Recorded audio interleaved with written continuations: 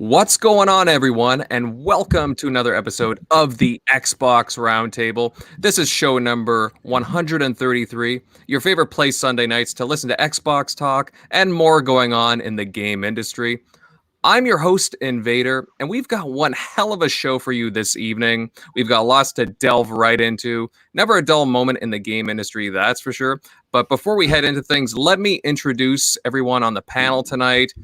Tim, it's great to see you, bud. How you been? Good. Happy to be here Sunday night. The crew's here, ready to talk some Xbox and industry news. I'm always happy to be here, and let's go. All right, well said. Megatron Man, hey, how you been, brother? Been good, man. Working hard these last couple of weeks, but hanging in there, ready to talk some games. Let's go. Damn right. Shock Bud, what have you been up to the past week? I've been hacking my Wii U, bringing it back from the dead. I still have one. So I've been, yeah, it's sad. It's sad when what Sony did to the Vita and what Nintendo did to the Wii U. Only good consoles once you hack them. What's a Wii U? I've been playing some games. Exactly. Oh, I have no idea. I've been playing some Wind Waker HD. Yeah, that's what I've been playing lately. I was going to say, if you'd like a photo of one, I'll send you one. I have one too. How many hack consoles do you have, Shock? You do that a lot. You got the Dreamcast, right? Or is it the Sega? Yeah, those aren't hacked as much as they are like modded, so that way you can play all the games on an SD card. But gotcha. Yeah, these two I've hacked because there's like no game library for them, or a very slim one. Mm-hmm. I love how hack them, they become amazing consoles. I love how like they just moved on. They don't mention the Wii U at all, and they take all the good games that the Wii U had and just port them over or remaster them. Yeah, that's kind of making the Wii U irrelevant. I think they just kind of want to erase it from history. So, absolutely. All right, Jeremy Bud. Hey, how's things going at your end? I noticed you've been playing a lot of Skyrim this weekend. I haven't played it all, actually. I mean, I've played maybe for like an hour, but I haven't done a lot of gaming. I have a lot of homework and a lot of work, so sorry. I'm in that same boat, bro. For weeks, so I played Destiny for maybe 15 minutes and a little bit of Halo with K-Mega and Don last night, but I haven't done any gaming lately. I'm feeling it. Feeling the effects.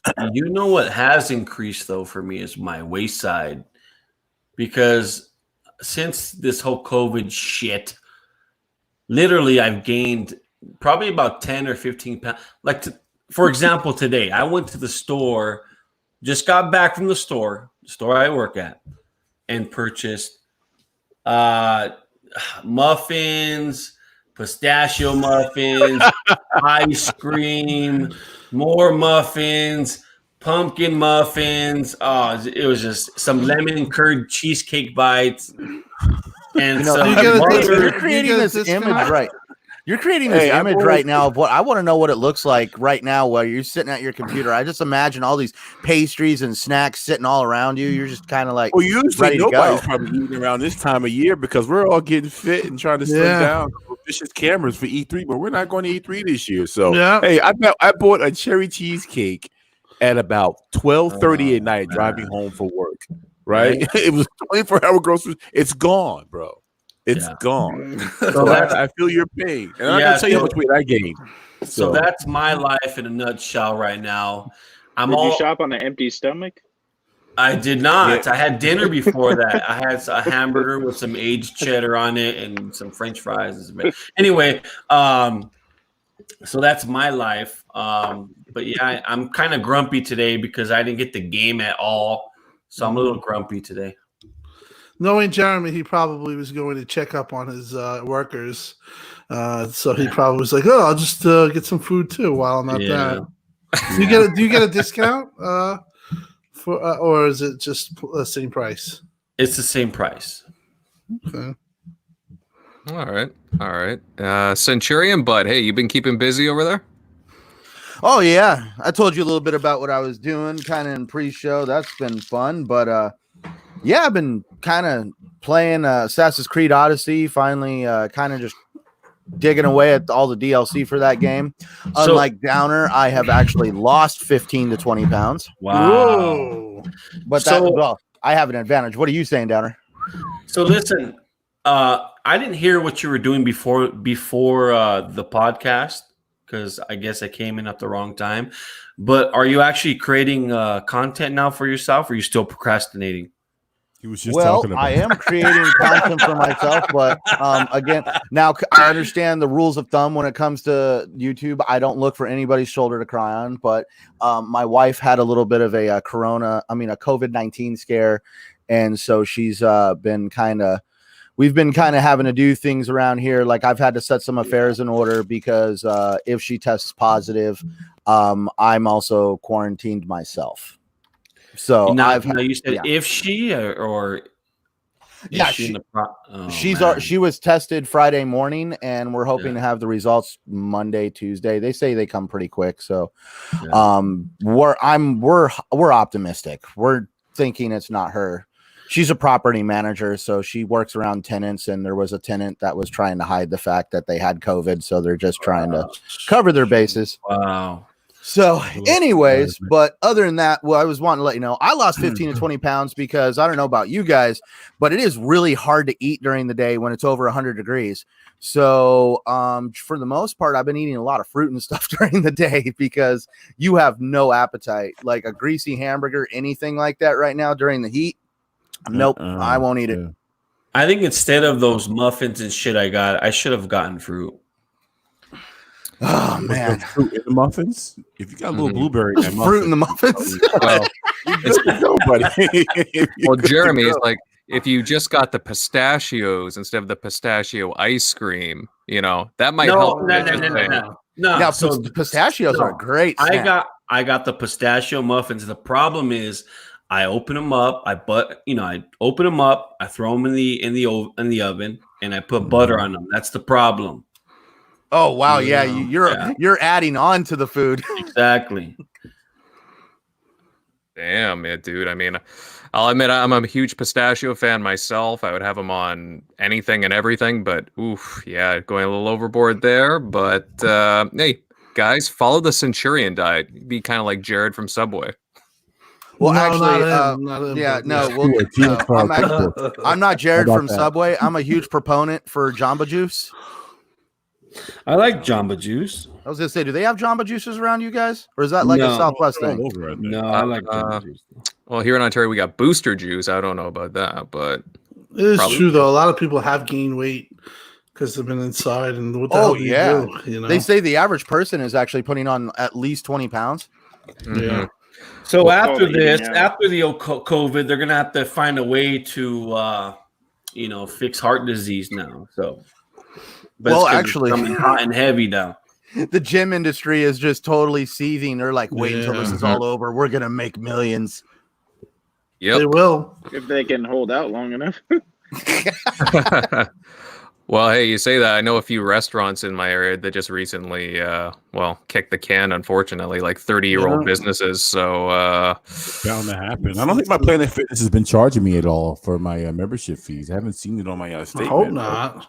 Dude, my internet provider. But at the same time, it's certain businesses that wouldn't bother me, and I think that would be one of them because I don't want them to go under. In this town that I live in, there's nothing. There's nowhere to work out at other than the few Planet Fitnesses that are just like miles apart from each other. So, why don't you go outside and chop a tree or something? Dude, I've been working at my job. Like I'm doing construction, slinging rebar. Just how long were you out though? Weren't you out for a while with the COVID?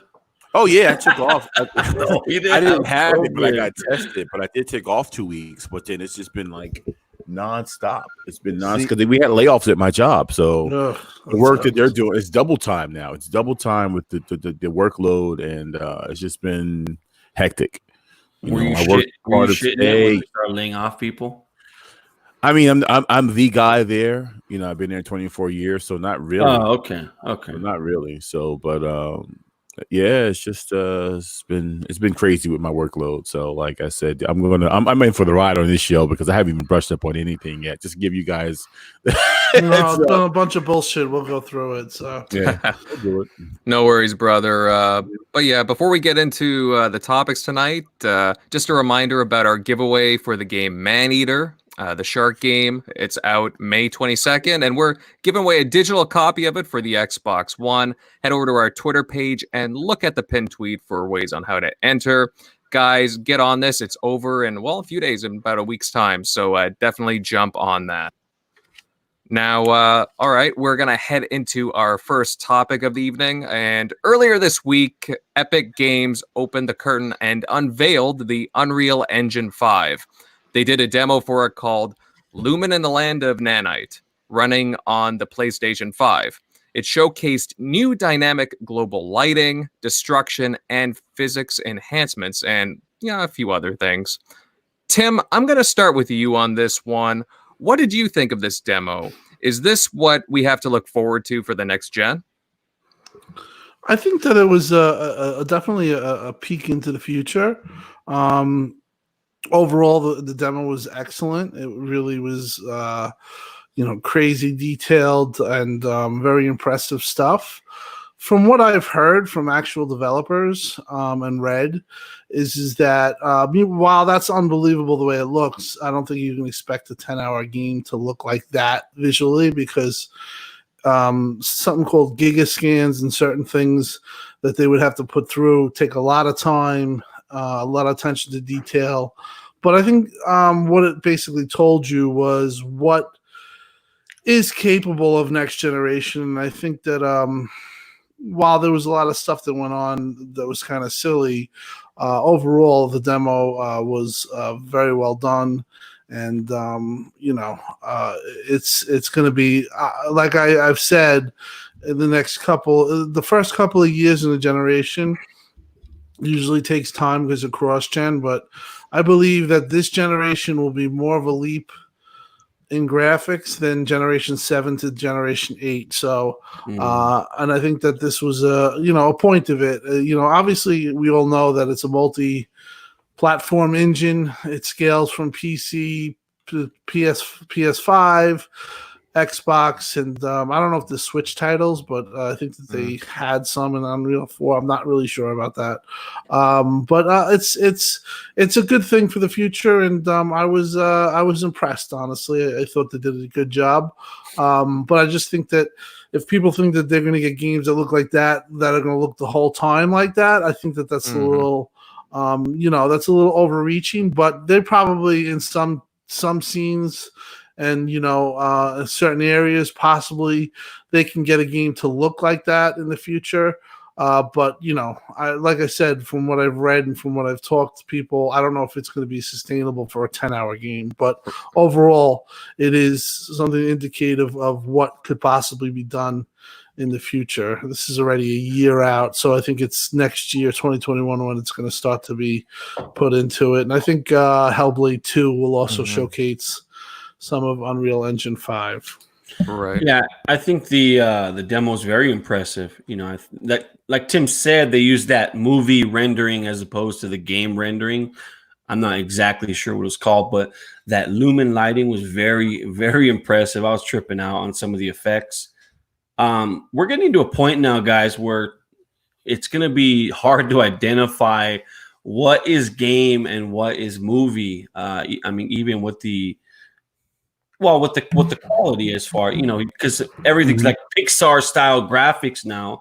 I think the difference between the Hellblade reveal is really like night and day, like literally, because Phil Spencer said that it was in engine, correct?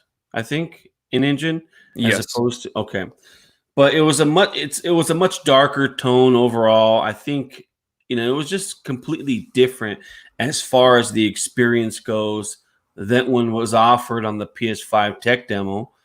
But that tech demo had everything. You can anything you want from the lighting effects to the different kind of sound effects. It didn't have everything. Well, you think next generation. I thought it had everything from a tech demo perspective. Okay, from a tech demo perspective, yeah. I was just wanting to attack the fact that, the one thing that it was lacking was a real freaking game.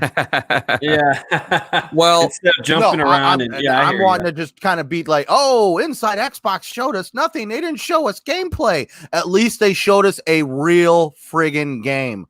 I thought I was staring at freaking Lara Croft Tomb Raider for starters. Yeah, so, I did too. And now as soon as I saw her jumping around and flying, I'm like, there's no way. And I honestly, when I saw that, I was like, oh, dude, this looks like it's going to be Sony does it again. They created another amazing game.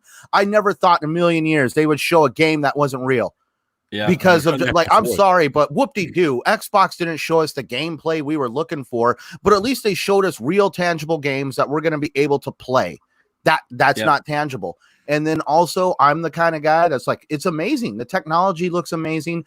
Graphics are going to be amazing, but it's also in a pre-rendered environment. And we have somebody going from point A to point B, following a predetermined path. We don't got any real world load on the graphics engine, in my opinion.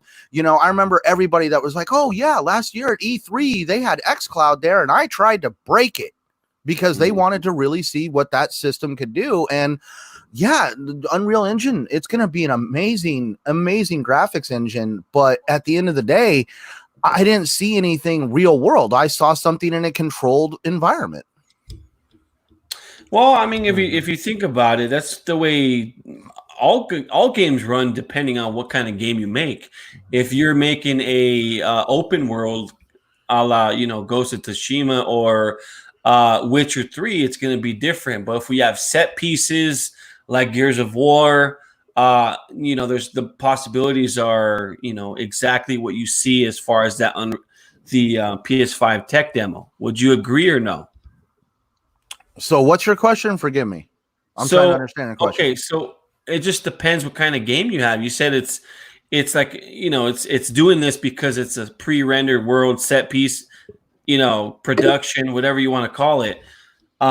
When you have, let's say, a game like Gears of War, just basically runs on rails. To be fair, you can do more with the effects. You can do more with the graphics, as opposed to like a Witcher 3, where it's just so much going on inside the world that it's going to be hard to, or more difficult to develop for. See, for me on rails, like Gears 5, it's a corridor shooter. It's essentially on rails if you really think about it, right. And it's been masked up behind an environment to make it feel semi-open world. But for me, this is my problem when I'm staring at this demo is, okay, for starters, all we're seeing is controls flash across the screen. We really don't know if there is somebody who is sitting down in front of a PC or a PS5, what have you, and are they physically controlling that character? Or at this time, is it a character that is being controlled by a computer following a predetermined programmed path? And for me, that's not on rails. That's just like, no, we just set it up to function this way. That's why I don't feel like that was a live representation. That was, hey, well, this is what said, I think they know what they did. They did know what they did, man. This is simple. They did what they needed to do to capture everybody's attention. That's it. What the hardcore know, what didn't happen, and this and that, all these little, turns and corners. But what they did was they showed this demo and blew everybody away. And then the hardcore went and knew that it was going to be on the Series X. They didn't start thinking that was going to be some exclusiveness to the PS5. PS5 can do this, and they're going to look at what Xbox showed. And I was impressed with some of the things that Xbox showed, of course. But what everybody else is talking about right now is just demo, Unreal Engine 5. So I think the takeaway from this is people are getting excited for what's to come as far as this next gen experience goes. I think that's the takeaway from it. Yeah, Sony they struck first, showing PS5 in-game, PS5 gameplay, which they said it was gameplay from the PS5, even though it was a tech demo. Mm-hmm. So, I think they stole the narrative for a little while, Absolutely, I think it's just for a little while. You go next gen, you get ready to spend all this money. You want to see what all this. You want to see what all this ray tracing stuff doesn't matter. You want to see what it translates to, and when you see it on screen, that's it. You know? But I wanted to translate to games that we're physically going to play. That's the only problem for me. Like, is the fact that they used a fake game. Mm-hmm. So there were I was listening to the narration of the tech demo, and they were speaking about how the animations have changed inside the game because the graphics are getting so detailed that, you know, I'm just going to use Laura Croft, for example, you know, the rock she's climbing on or the cliff she's climbing on is so detailed that, you know, she has to have different animations because the rendering on the rock is just amazing. You know, almost it looks realistic. And I guess this is where I get in trouble because you know what it's like to work in a retail setting. Things are set up in a retail setting for a reason. Like, have you ever gone to Best Buy to look at 4K televisions? And for some reason, you can never stand more than like 6 feet away from the television in the display because everything is just so crowded. That's done deliberately because that's the optimal viewing range for that television. So the stores deliberately set it up to where you're standing in that optimal viewing range for that television. Not to mention TVs out of the box are programmed to have a display mode. So that way they have a pop to them. So that way when it's put on the shelf at a store, you see that pop. And when I see these pre-rendered fake games and we're in a small canyon, you have very little rendering. You're not rendering very much when it comes to the environment because the sky is just a little sliver above the canyon. I mean, like, it's just, to me, it feels like it's been shrunk down so that way they can control the environment as much as possible, which is one of the reasons why they did it in a canyon. I'm going to disagree with you because you know what? At the end of the day, those games are going to look like that out of the box when they come 2 years after this next gen stuff. 2 years from now, but they're not going to look like that. They're not going to look like that if somebody slaps an Unreal Engine 5 logo on a game 6 months from now. And that's where I just really kind of say, like, I feel like they're showing us what's to come, but they're giving us a false impression of what we're really going to have and how quickly we're going to get there. Well, when you open up the box, maybe, but not down the line. I mean, that's the, you know, during the end of the life cycle, you always maximize the graphics quality of your game. You know, it's that throughout history, whether it's for me, it's more along the lines of how many developers are going to be able to even get their hands on the Unreal Engine 5 and B, afford to use the Unreal Engine 5 at first, because we all know the state-of-the-art graphic engines, you know, they have a good price tag behind them. The technology's new. Mm-hmm. And we also know that definitely Epic is going to want to be showcasing the Unreal Engine 5 and Fortnite and a lot of their games that they got going on. Speaking of Unreal Engine 5, really quick though, like I gotta jump in. Like, aren't they doing something with once you reach a certain point in profit, that's when they start charging you to use that engine? Yeah, you have to hit a certain number. I think it's like, or I think it's after the first million or something. I forget what it is. So if you're a small dev, then they'll not charge you royalties until that you get past a certain point. Until you start making money, then they're like, okay, let us get a cut. And then what now? Are those cuts steep or anything like that? Because that's where it's like, you know, yeah, great if you could kind of keep the game under $1 million, but then all of a sudden your game is a success and you've got Epic knocking on your door saying now you owe us money. That I think it's kind of like taxes, where it's like, you know, staggered. They don't charge you for that first $1 million, but anything over that, that's when that part starts getting. When you're actually making money, then they come along. Okay, now we'll start taking royalties like we do everybody else. Mm-hmm. But at the end of the day, I want people to know I'm not tearing this down. This is absolutely amazing. What the future holds for gaming is going to be absolutely awesome. And it further solidifies the fact that console gaming and the line between console gaming and PC gaming is slowly but surely getting blurred. Mm-hmm. Now, just keep in mind that they show off Unreal Engine for their new console when they typically don't use Unreal Engine for their first-party games. Now, can I please? I'm not trying to interrupt, Invader. Let's also look at one thing objectively here. There's a reason why PS5 wants to definitely highlight a game engine this year.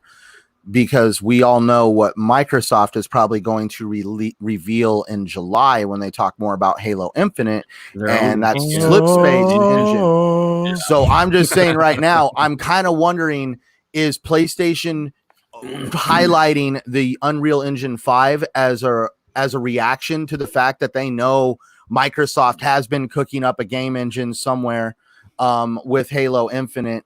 And then I'm also still standing by the fact that I really do feel like maybe there is a slight game of chess being involved here, where I feel like Microsoft is trying to get Sony to put out something slowly but surely on exactly what is going on that side of the dividing line, I guess you could say.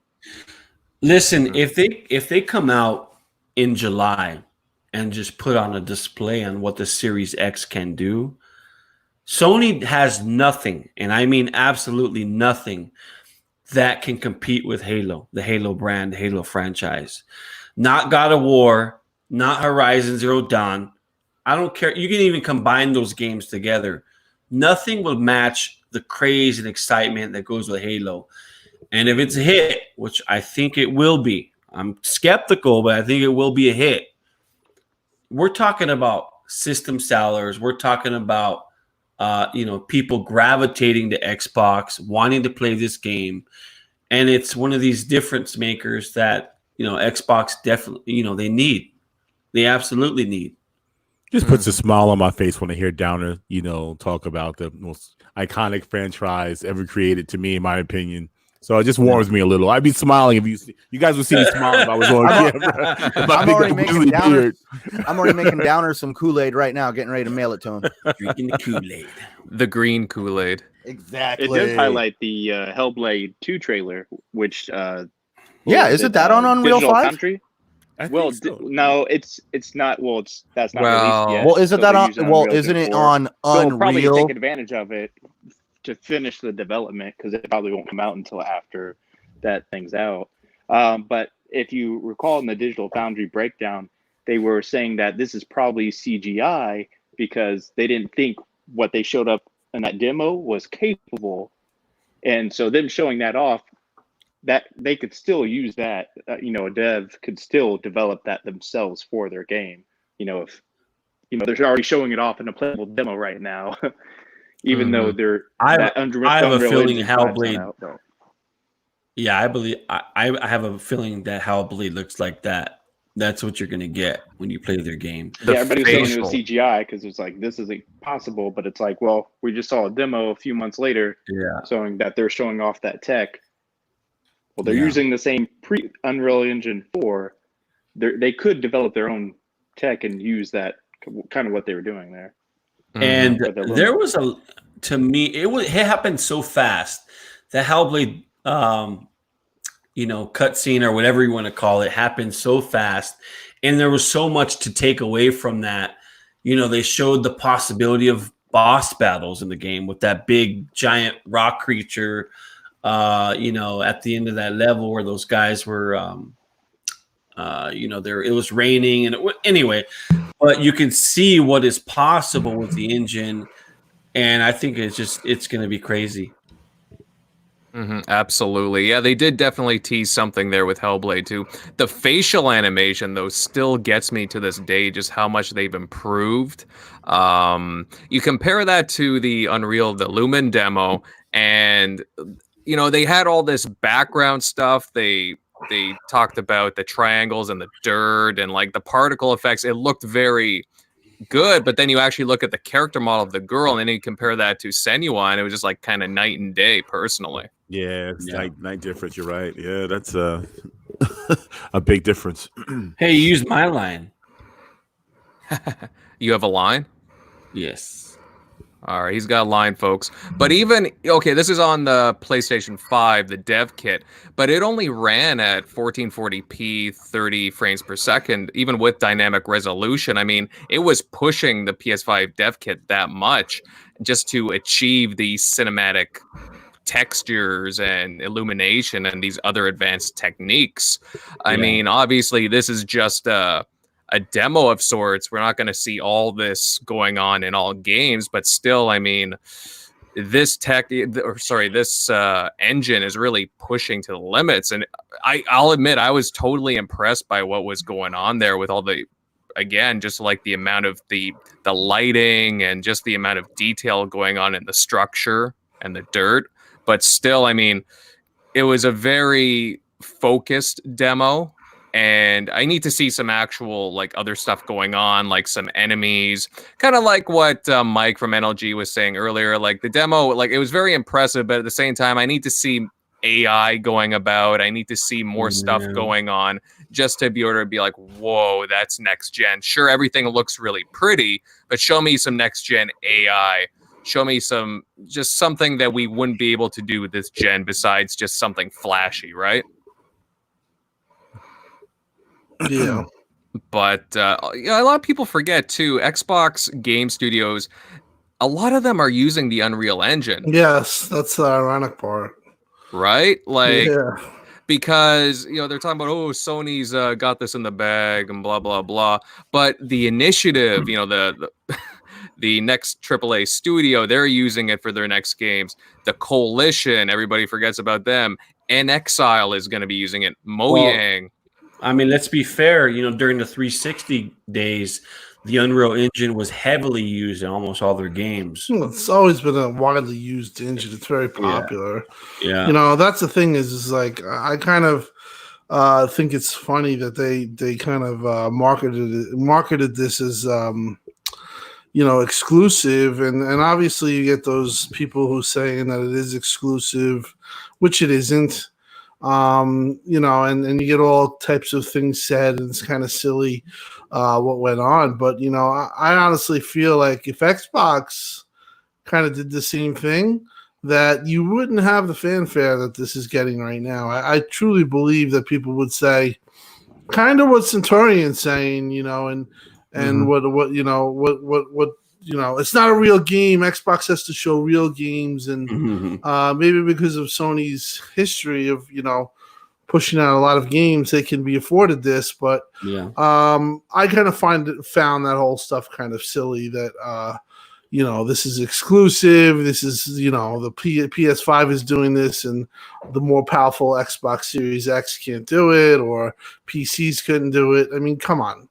Like the fact of the matter is that they worked together for about 2 months, and I don't know if there was money exchanged or whatever, but this was kind of a there's always money exchanged, right? Yeah, but I mean, it came off that way, and it was heavily pushed by Jeff, and it definitely hit where it was supposed to. But I kind of find it kind of disingenuous to think that a high-end PC or Xbox Series X could do it.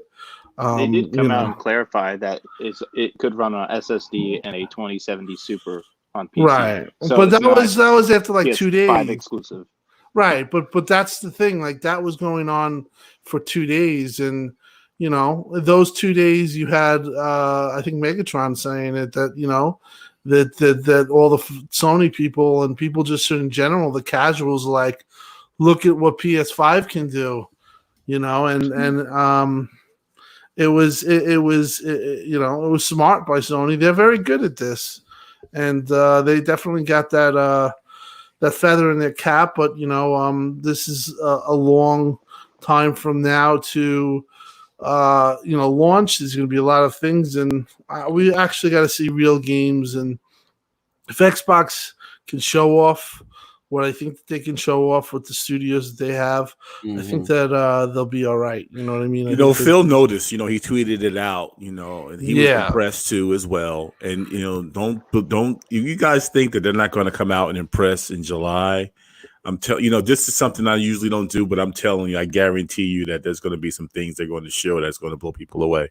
I do like how Phil came out and made no mention of PS5 or Sony in that fact. It just said exclusively, the Unreal Engine, and that's pretty much all he said. Well, I wanted to touch on, like, you guys were talking about, like, how did people think this game is exclusive, and also the popularity of the Unreal Engine in the industry. Who's the gentleman who runs, I believe it's Respawn, the company for EA? Mm-hmm. What's his name? Oh, I know. Vincent Paula. Vincent. Yeah. So, if we look at what he did, we all know EA pretty much owns Frostbite and likes to push it on everything. And when he got handed Jedi Fallen Order, you know, that was not put on Frostbite. That was put on Unreal Engine for a reason, which just goes to show that, I mean, that is a very, very well put together engine, and the best in the industry like to work with it. And so why would you ever think in a million years that one of the most top graphic engines is just going to all of a sudden become a console exclusive? Well, and Sony doesn't even use it. So the engines are used, like for example, the Star Wars game. That's a single player experience. I wouldn't necessarily call it an open world type game, but it's definitely in a controlled environment, and the Unreal Engine does that really well. As you can see, like the Snowdrop and the Infinity, or whatever you want to call it, those you know are primarily used for like open world games. You know, Rise uses the even though that's more of a controlled environment too. But that's where they were saying, like, if we're talking, because one of the reason why I brought up Frostbite is people are saying one of the downfalls of Anthem was the fact that they were having to use the Frostbite engine, which was not an engine meant for a game of that style. Right. Absolutely. But even Xbox's smaller studios are going to be taking advantage of this. Again, just the breadth of like how they're going to be using Unreal Engine and Undead Labs, Compulsion, even Double Fine. Like basically the majority of their studios are going to be using Unreal Engine. I'm assuming 5. Like they're going to take advantage of it. I want people to take a look at Double Fine. Watch when they get a budget and some talent. You know, they have always had talent, but when they get a budget and they have some more people working under their belts, they can create some nice, really nice experience. I think they're underestimated, to be honest. What are they working on now?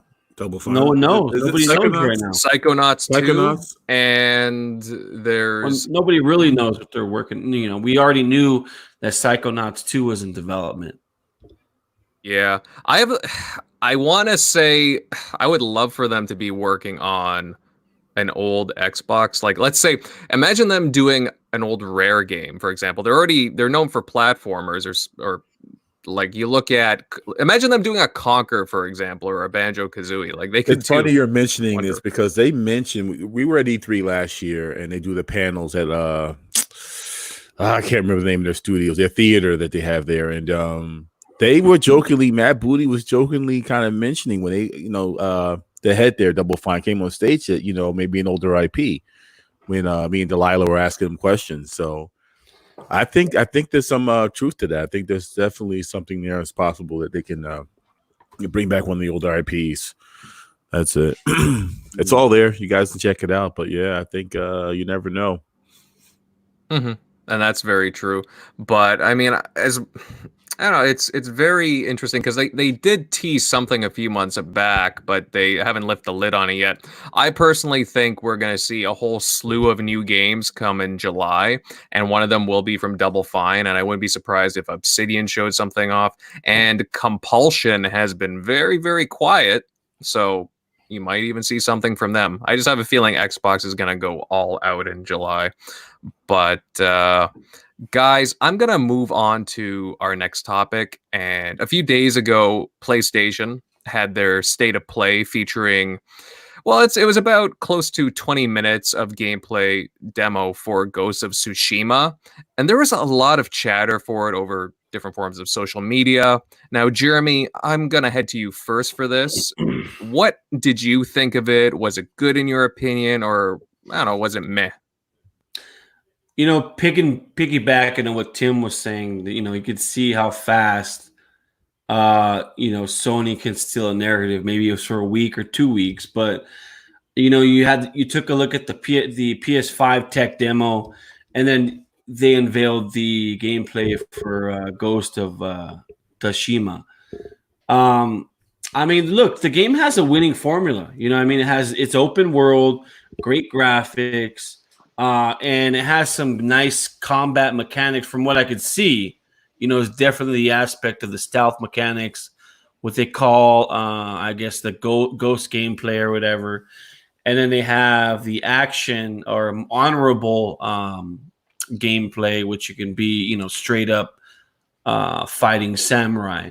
So, but to answer the question, I seen it in DM on whether or not the game was empty. I mean, some of the greatest games of all time are empty, so I'm not concerned about that one bit. Games like Sea of Thieves. No, I'm just kidding. That was a joke, guys. But in all seriousness, games like Shadow of the Colossus were very empty. I mean, there was hardly anything in it besides the Colossus. Witcher 3 didn't have too much going on as far as the entire scope of the world goes. Was Death Stranding empty? Was that empty? Death Stranding was very empty. Breath of the Wild, but there were certain gameplay elements that made those games, and not to mention the story, great. Many of these games just don't have a lot to do with in them. So, that's my take on it. But yeah, I think it was. I liked it. I mean, I liked the like I said, I liked the combat mechanics. I did like the graphics. I was impressed with how large the world was. And I'm sorry, Tim, you're going to say something. Go ahead. No, I'm saying two games though that were pretty dense with stuff. Yeah. AC Origins, Odyssey, and obviously Red Dead Redemption 2. Yeah. But to piggyback back off of you, I would say it was the demo was fine. It looked good. It was did what it had to do. I just don't feel that. I think it was coming in. People had Sucker Punch on an elite level with like God of War and Naughty Dog. I think that this demo, this 18 minutes, kind of shows that it's not on that level. They're not there yet. It looks good. It's going to be a good game. I don't think it's going to be a 90 plus Metacritic banger, as they say. I think it could be around what Gears got, 84, 83, and shouldn't it be alarming that Sony's best studios right now, Last of Us with Naughty Dog, Sucker Punch with they're hyping up this game, but they're choosing not to allow PS4 Pro players 60 frames per second. But they have the ability to do it. They have the hardware to do it, but aren't doing that like Coalition did for Gears. So what makes people think they're going to get 60 frames a second on the PS5 for first-party Sony games outside of Sony Santa Monica? Well, that's comes where the developers come down to, for a game like God of War. Yeah. I mean, but here's the thing, and people get upset about this. They go crazy. I get people want 60 frames per second, but if you're a developer and you're saying, holy crap, look at all this power I have, and I can run it and make it look this way if I run it 30 frames per second, or I can scale it down and have it run this way and it'll be 60 frames per second, probably will be a lower resolution, maybe not as sharp, and you're gonna take away from certain areas. So that's the whole thing. Ultimately, it comes down to the dev. For consoles, people misconstrue that somehow is tied into power. And I think the demo of Unreal kind of shows that it was running at 30 frames per second. But what you saw, yeah, that is true. But the performance thing is mode, that's what Sony Santa Monica did with God of War. They gave but that requires 30 frames. I agree, but that requires more work, and that requires more man hours, and that requires a dev's decision. So that's where I think that when it gets lost is that when it ultimately comes down to what the developer's decision is, what their timeline is, what their how they want to go about it. I firmly believe that you'll get God of War 3 or with the God of War that just came out 2 years ago. They'll have a patch for that. they'll have a patch. Oh for, yeah, it's already at 60 frames. They're the only one that's doing it outside. Right, they did. You're right. Digital with a racing game. Right, but I agree with you say. That is a legit, kind of like we call Naughty Dog Naughty Gods, but they don't give us 60 frames per second when they have the ability to. So I'm like, if you have enough time. You spent tons of time on that game, especially what Soccer Blast game was 6 years ago. Like you've had plenty of time to make a 60 frames option. Like I kind of feel that Coalition, a lot of people are down on them, and I don't think that that's necessarily fair. I think maybe I think it's fair. I don't think it's fair when you have 284 Metacritic games that they came out with, that maybe the storylines from a new studio, and you also had a 4K 60, which game looked absolutely gorgeous. They really did a lot in Gears 5. I think that your problems with Coalition, I understand. You don't like some of the decisions that they made with like the robots and certain things, which it's fair, fair criticism. But I think as a whole, if they can get the story right, or they can nail it down from a technical perspective, Coalition's really, really talented. They're really, really big studio too at this point. So it'll be interesting where they go from there. But overall, my take on the demo was it was good. It was, it did what it had to do. But I don't think that I think that we're kidding ourselves if we're going to say that this is going to be on the level of some of their other big games. I think it'll be more like, it'll be 83, Metacritic. It'll sell well, but it's not going to be like this, masterpiece. In my opinion, I think that you could look at the gameplay, you could look at some of the things, and you could pick certain things that you could relate to other games in the market, that they're doing things that look just as good, but there's more into the world. Like Odyssey, I think is comparable to that. And if we're being honest, even though Digital Foundry said it did live up to the expectation, I remember Jeremy when he first saw Ghosts of Tsushima, because we were on the line for something in LA during the E3 time, and he was like, "Oh my God, look at the graphics on this!" And I remember that very, very really, I said, "Yeah, it looks good." I says, let's wait until we see. And I don't think it reached that level when it first came out, when that first demo came out, or the trailer. That was some unbelievable stuff. I don't think they hit that level, but they're still in the ballpark. Which to me, listen, people get upset about that when people say that. I think they all do that, from Microsoft to Sony to Watch Dogs. Those developers, Ubisoft, they were the worst at doing that. But yeah, a lot of times when you see a game on the E3 stage or when they show it, it is not indicative of what you're going to get a little bit of a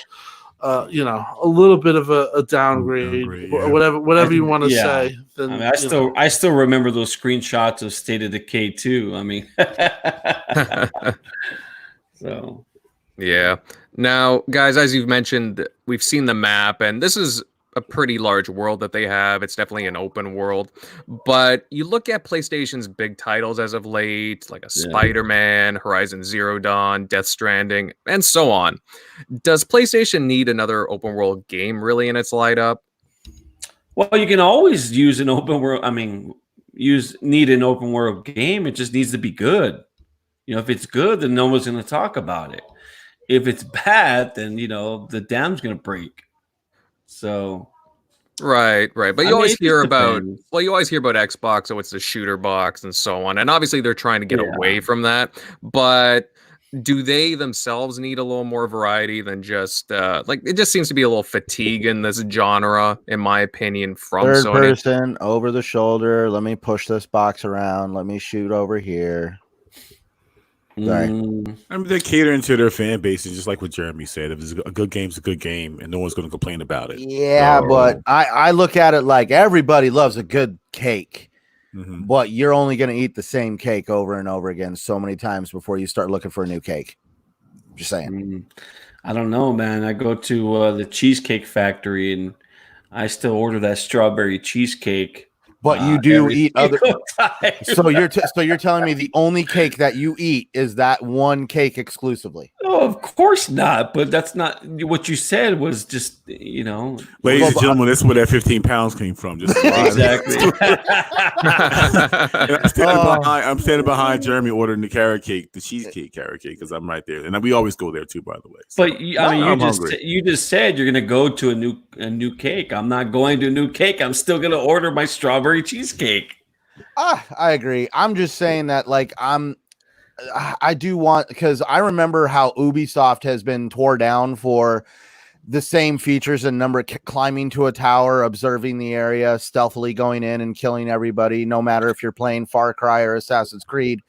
And I'm just saying, if Ubisoft can get tore down for that, eventually I could see using the same game mechanics in games over and over again could slowly get old. All right. Well, I'm just going to prove my point. Some of the greatest games this generation are all open world. You got Witcher 3. You got Red Dead Redemption. You got Breath of the Wild. I mean, it's a winning formula. You can even include Death Stranding. It was wait. I want to hear Centurion what he has to say about that.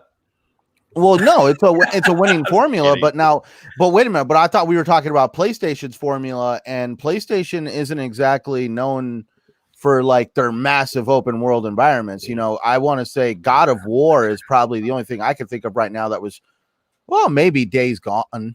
No, God of War is more of like a on the rails, adventure game.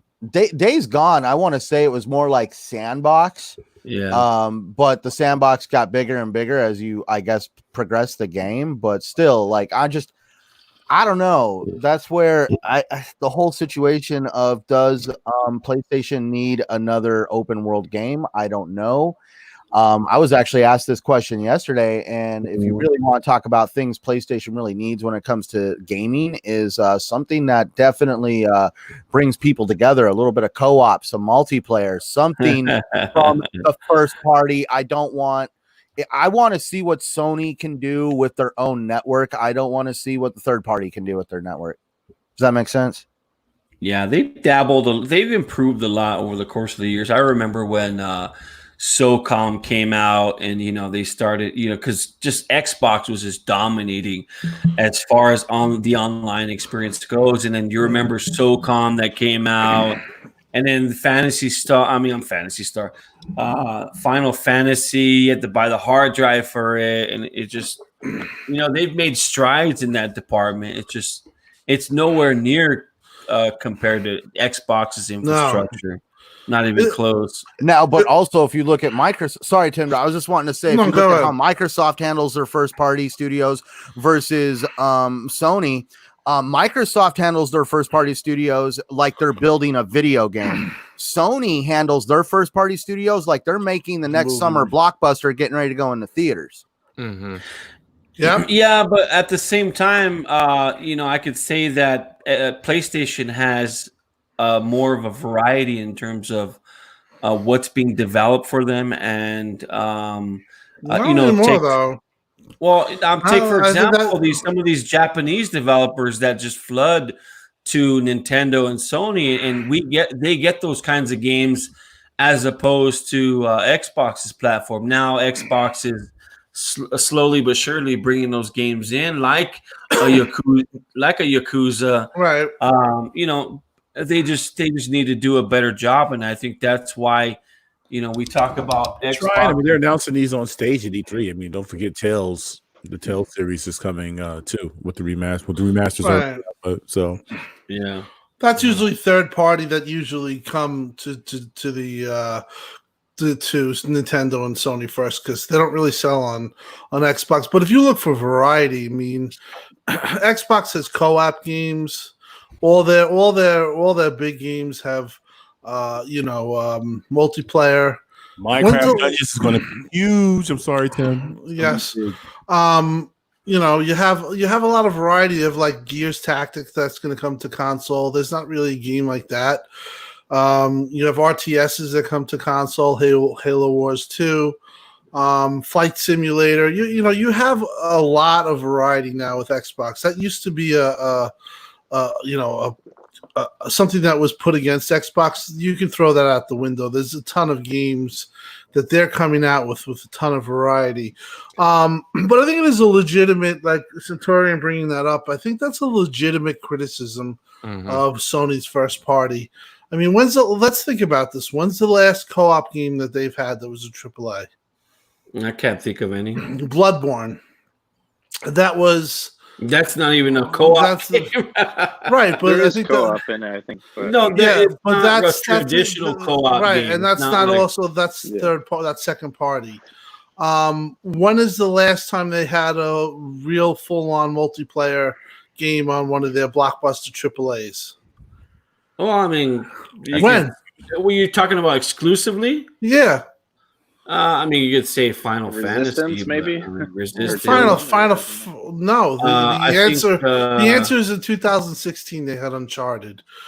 Okay, they had Uncharted. So, and now The Last of Us 2 does not have a multiplayer launching with it. Supposedly they're going to put it on, but what people seem to forget and kind of give Sony a pass on is that they don't really provide that. Where Xbox, I mean, you look at all their games, Gears 5, multiplayer, Halo that's coming out, co-op, multiplayer, State of Decay 2, Sea of Thieves, co-op, Sea of Thieves. Like, Bleeding where's the Edge. game? Like, we talk about variety. Where is there a game that's like Sea of Thieves on PlayStation? Like, nothing compares to that. It's what's the infrastructure what they're trying to. But that's exactly. But the fact is that people say, well, why do you think PSN is better than Xbox Live? The proof's in the pudding. Look at the games that come out on Xbox, especially the exclusive games or whatever console exclusives, and then tell me what you show, what comparatively that you could show me that you have. And the answer is Bloodborne 2014, Uncharted 2016. I mean, they have MLB The Show, but that's coming. That's a multi-plat, and that's also just 1v1 sports game. That's really not a co-op. That's that's just a sport. So there is a big advantage for Xbox on the online side, and hopefully this generation upcoming they could really leverage that, because as you know, Xbox games always have a multiplayer or a co-op for the most part, and I think that's underappreciated. Even a shit game like Crackdown 3 had co-op. Had even though the multiplayer sucked. I love games that have multiplayer because honestly, like I loved God of War. I loved the actor who played Kratos. I have the Stone Mason edition up here on my entertainment center. I'll send you photos if you don't believe me. So I was fully committed in God of War, but I am not still playing that game. All right, I am still playing Sea of Thieves. Yeah, I don't see you on it. I don't know. Yeah, well, I'm just saying to this day, I am coming to Sea of Thieves more than I am going to God of War. A lot of people are. Look at the streaming numbers of Arena. Jeremy, you can't deny that now in 2020, now Summit played 3 days in a row. He's averaging over 30,000 viewers again. The game, for whatever reason, just keeps coming back, and that's because it is a game that they keep adding and adding and adding. Yeah, and it's and right now it's in one of these rebound phases where streamers are playing it again. I mean, I watched Summit stream of Arena. You talk about an empty game or the jokes that they used to have. This dude had 3 ships chasing after him. I never seen combat like that ever in Sea of Thieves. It really, really a lot of hardcore gamers that multiplayer gamers play that game just for the competitiveness. I mean, it's the hell of a job. It's crazy how that game's still going. Yeah. I'm gonna say something. You guys. Oh, you look, Jeremy. I'm gonna say something that you guys are gonna be probably surprised by it. But Sea of Thieves is in a lot better place now than it was, initially when it first. And then that's a testament to Rare's hard work. It's a testament for them not giving up on the game when it launched as a complete disaster. It's to the direction of Craig Duncan, which he was able to do, and just keep at it and not giving up on these games. I think, like I said, I'm still not the point yet where I'm going to be turning it on every night. But that being said, again, they've done a good job with it. Jeremy warming up to Halo and wow. I think Sea of Thieves probably could have done better with a year delay. I think that Jeremy kind of would have. It was so much going on with Sea of Thieves. I mean, they were delayed, I think, but it was at that time Xbox had nothing. I mean, you had other games that were delayed too back then too, or they were in a position where you know what it was, Tim. And I remember it. I remember it like it was yesterday. It was a combination of things. It was us getting crap for months and months on end. When Crackdown came out and then State of Decay came out and then Sea of Thieves came, it was just a disaster. It was a bad year. And I think that was it, where it really just pissed me off. Well, that was the time where Xbox was getting a lot of heat because if you remember that 2017 was I would say, honestly, for me as a fan, knowing what I knew and knowing some of the things that even Jeremy, we're not going to talk about it, but some of the things that we heard, it was a dark time for Xbox. And I remember that was a time when also Sony was just firing on all cylinders. I mean, Sony just said, hey, let's put all our cards on the table in 2016 E3. And they had freaking, and then they had the state of whatever that PSX, and they announced freaking. Then they had Hellblade exclusive. Barrage of everything. I mean, that Hellblade. They had, think of all the games that they had. They had Crash and Crash was, and they had so many things that were exclusive. And then Xbox was like, hey, we got Sea of Thieves and we don't have anything else we're talking about. Well, that was a huge transition period. You look at, Microsoft obviously shut down Lionhead. They let Twisted Pixel go. They got rid of Press Play. Mm-hmm. There were games in development that we probably don't even know about, and that Sony did some things too. But it's everything that Microsoft, because Sony Interactive, whatever that their Sony Entertainment, whatever that was shut down. Guerrilla Studios was not Guerrilla. Everything was just magnified. It seems like Cambridge. It just seemed like it was just it was bad, but it was compounded. That's what was going on. Well, again, look at where we are now, because Microsoft now has 16 studios and growing now. Like, it's a much different place right now than where we were. But it still follows them around. That follows them around till this day.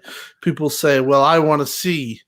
I remember at that time they were saying Xbox had more studio cancellations than Sony's, than exclusives and more controllers. Controllers. Remember that? How many controllers came out? And what gets me is like guys like, the guys, the YouTubers, they stuck with Xbox at that time, and for some reason at the time when Xbox finally got their shit together, and it was obvious that was the time when they had enough, and then they went the other way and went to be Xbox haters and. The funny thing is that they probably, looking back, I'll agree with Jeremy. Definitely, some of his criticism were correct. They probably should have, if they had delayed Sea of Thieves for a year and they came out with all the stuff that they had a year after. Yeah, I think you're looking at an 85 Metacritic, 80 Metacritic game that launch better. But right now, honestly, State of Decay, Sea of Thieves, it's in a place where it's like, it just won't die. It's just the game keeps going on. And now, like I said, Summit's back again. And the stream numbers are all up. Their most successful IP so far this gen, though, considering where it is. I don't know. I don't know. That's a good question.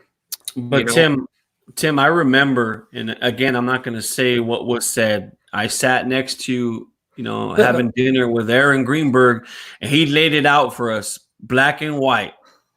And they're at a totally different place now than they were when we were sitting on that table.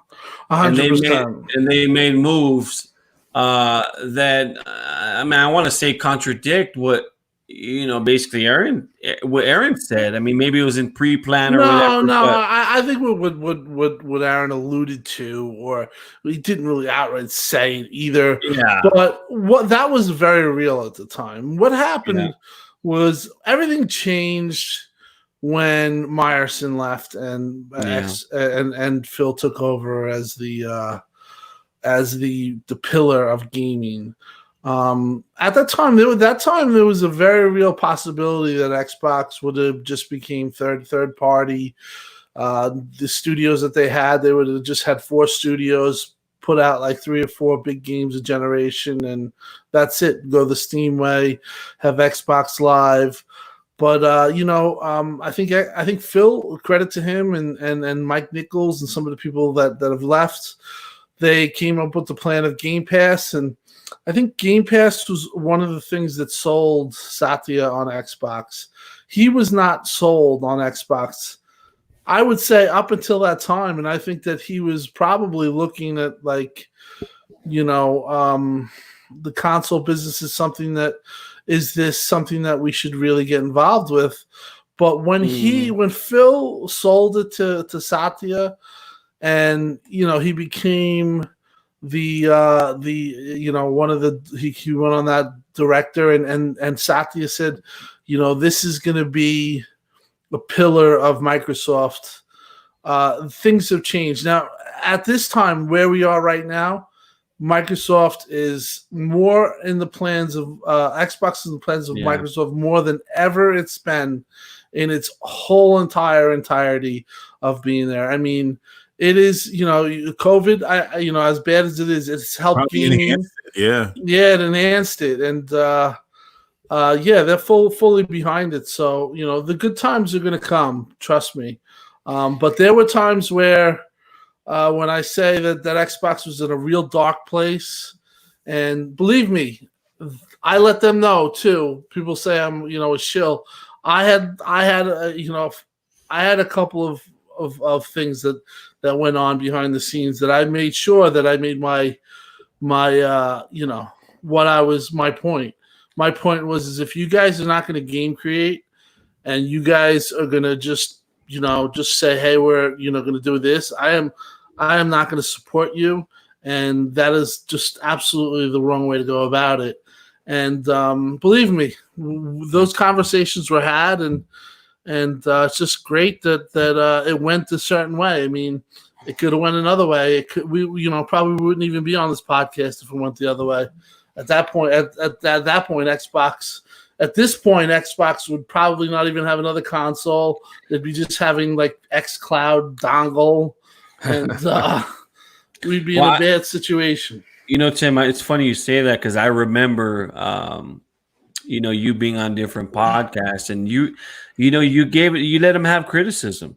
Absolutely. So I remember those ones, whether it was BGST or whether it was Crossfire or whether it was, just all these different TXR.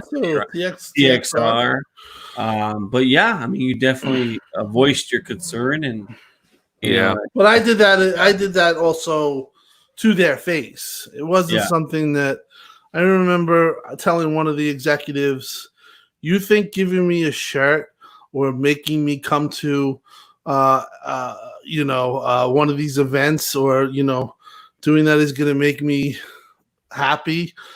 I'm in about my living room experience. That's why I am what I'm about. It's your deal in this deal of consumerism is you're supposed to provide a certain level of a living room experience that I expect of you guys. And if you guys are coming up short, I'm not going to be happy. And one thing I can say about Xbox and the people there is they listened. They didn't say, they didn't turn their backs, and they listened to the criticism, and they fought, and they got it to the point that it is now. So that's why I think that when I say things like it's so critical with Xbox right now, is just because they got themselves out of such a bad position. They actually righted the ship, and now, barring these things like maybe the communication and this whole thing with the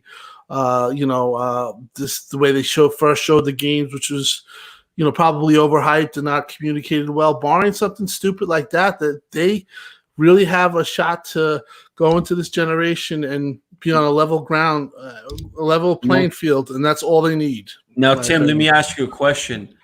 Come July, how? Come July, they gotta let it all on the table. Yeah, come July. I mean, how much is at stake for Xbox and its fan base? I think that they're in a position where they have to lay it out on the table, and they have to even do the Sony trickery, if you want to say, show a freaking game out that's 4 years out. Who cares? Yep. They play a little dirty. You know what I mean? It's who cares? Yeah. Sony in 2016 they showed games. All their games that they showed, most of the games were in 2019, 2020. A lot of them, like, they were really far off. Like Last of Us 2. I mean, they showed that game in 2016, but that's fine. They delivered. They're going to deliver on it. They announced the Kickstarter. Now you're in a position where you got to maybe do the same thing, and you got to create hype, and you got to play a little. I mean, I'm not saying you could throw up smoke and mirrors to fans, but Joy, you got to give us hope, and you got to give us real games that we can all say, hey, we're coming in the pipeline. I think that's what they're doing since they showed off Hellblade 2 early in development. So right. So I think that they are. The rumor is, and it's been since February, that they're going to go and they're going to put all their cards on the table. And from what I've heard, that still includes third party. So even though they had this third party event, there's still bigger third party that they're going to show. I'm all for them. They just got to knock it out of the ballpark. And if they don't, we will be critical of them. I will tell you that, because this is something that's not. You could, like I said, you could do what Sony did. Just do what they did in 2016, which basically it was very smart of them. And we spoke about it on TXR. Yeah, they went all out, and guess what? That was the point where Microsoft was where it was at its weakest. Yeah. And it was at its bleakest time, and it compounded. And then you're dealing when you're 6 feet under and you're trying to get yourself up to breathing level, and you just keep having dirt thrown on you. There's no way, you're done. And they lost that generation. The generation was already lost, but at that point they freaking threw the dirt on Xbox and said it's over. And you know what? The numbers after that freaking went out the window for Xbox. So now it's just their time to get on equal footing and have a good July show. Sony's going to have a huge counterpunch, and it's going to come June. We're probably going to be here, and we're going to have all these Xbox fans. Oh, Sony really killed it. We suck. Everyone sucks. And you're going to hear all this shit until July, and then July is where they have to make a definitive statement.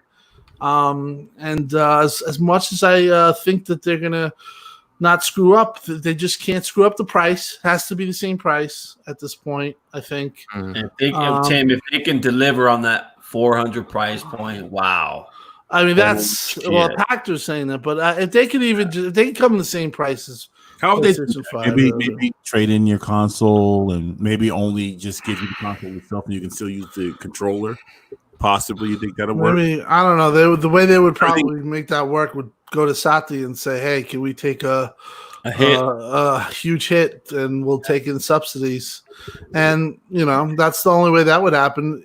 Believe me, is Microsoft in a position that they could say Microsoft could sell the console for $199, and it probably wouldn't really affect them at all. They'd lose some money, but look at how much money they lost in the cell phone. Thing that they went in. They've lost money in Zune. That's much better. That's a much bigger scale than exactly. Yeah. But now gaming's on a much bigger scale. So if they hit the $399, that would be just absolutely absurd. So So now, Invader, since we're still talking about July, is it the next topic about July? Absolutely. Now, fellas, since we're on the topic of Xbox Studios and like how they've been doing and the future events, so Xbox will be having another Xbox 2020 event in July. Now, speaking in a recent update, 343 Industries confirmed that they'll be making an appearance at the event. Now, this is what they stated in their blog on Halo Waypoint. You may have seen people talking about this lightly before, but we're extremely excited to confirm that Halo Infinite will be one of the many first-party titles included in the Xbox 2020 event in July. Get ready. So, very intriguing wording right there. Shock, I'm going to head over to you to this topic first. The July Xbox 2020 event is about 2 months away, give or take. What do you expect 343 will show us? Because for 2 years now, we've gotten an engine trailer and a cutscene pretty much. Yeah, I mean, I think they're definitely going to show off. People have hinted at it kind of being semi-open world, possibly some RPG elements, but I think they're definitely going to knock it out of the park with their new engine.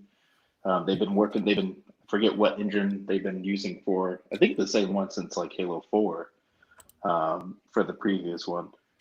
But yeah, I think they're definitely going to knock it out of the park. They got a 400 plus dev team working on it since 5 years ago. So I think that's going to definitely be the standout in July for sure. Yeah, well, they've contracted like Skybox Labs and I think another studio to help work on the game. So it's going to be a mammoth of a project, plus the amount of years that it's taken. But go ahead, Jeremy. But I want to tell you guys a little story. And I remember I was lucky enough to see the unveiling of Halo 2 in 2003 when they released the, it was the E3 demo.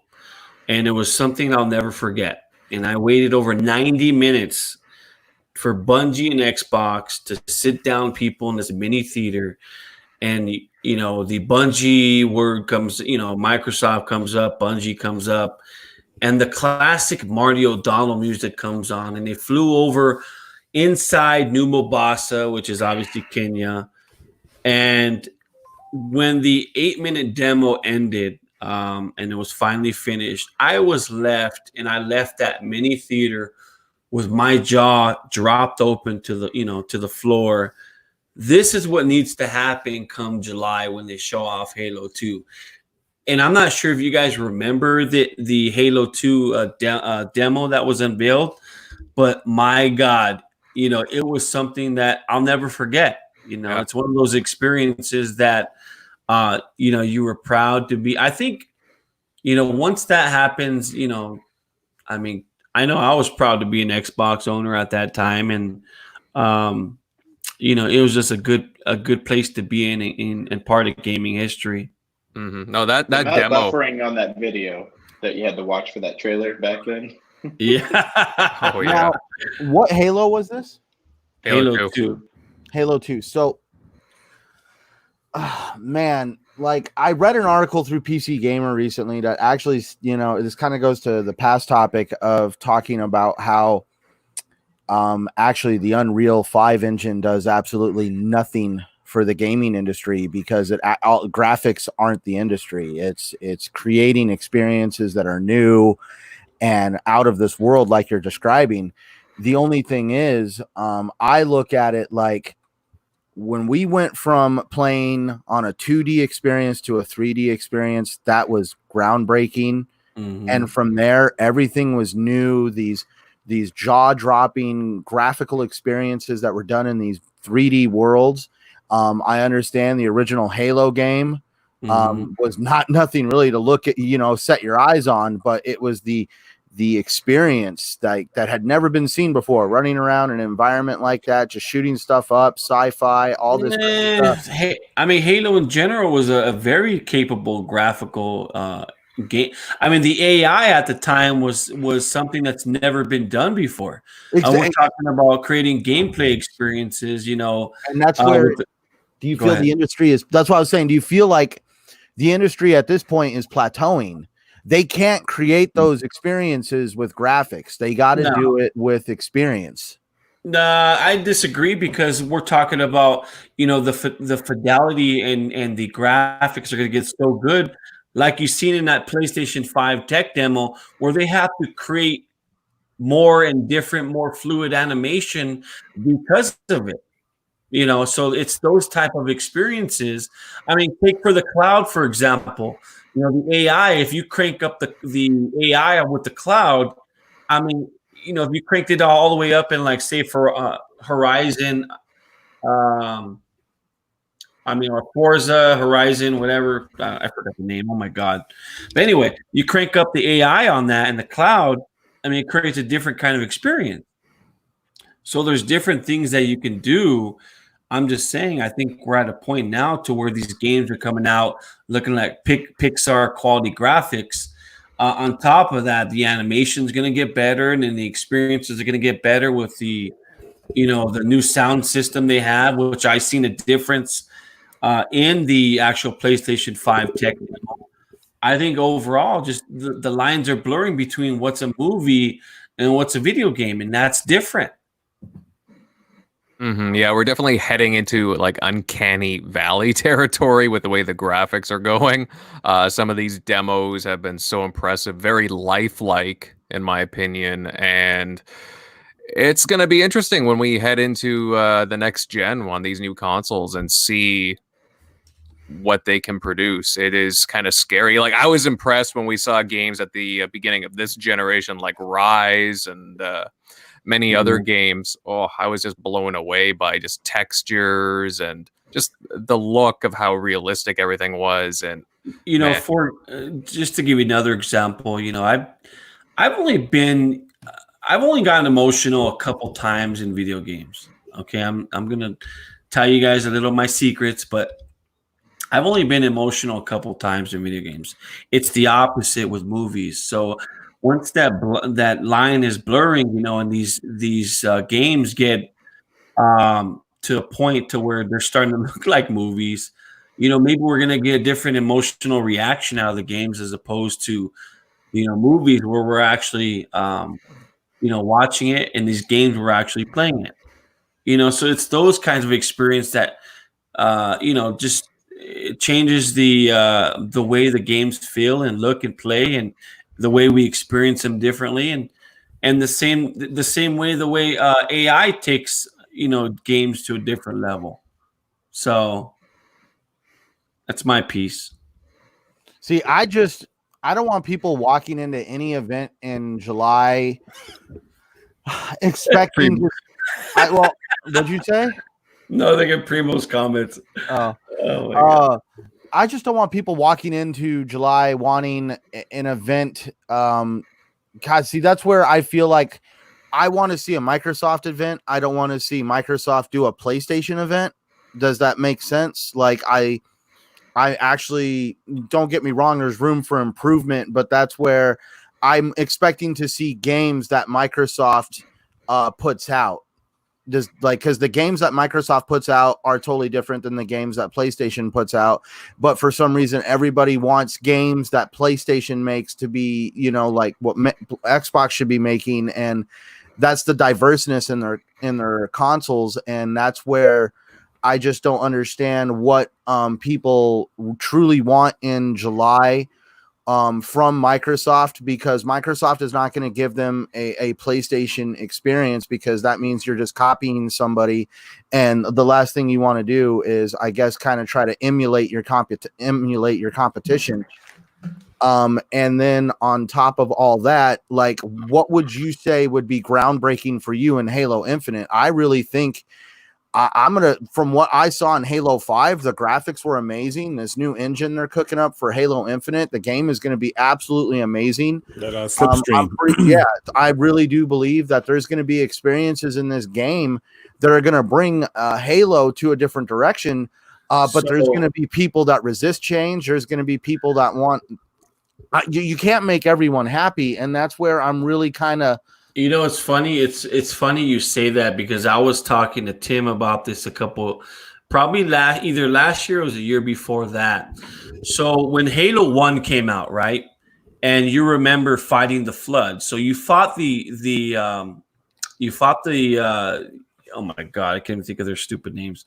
The Covenant. You fought the Covenant early on in the game, right? Mm-hmm. And when you fought the Flood about halfway through the game completely changed. You were the predator as opposed to, and then all of a sudden Bungie just flipped the script on you and made the Flood. So going back to that, I was talking to Tim about the cloud.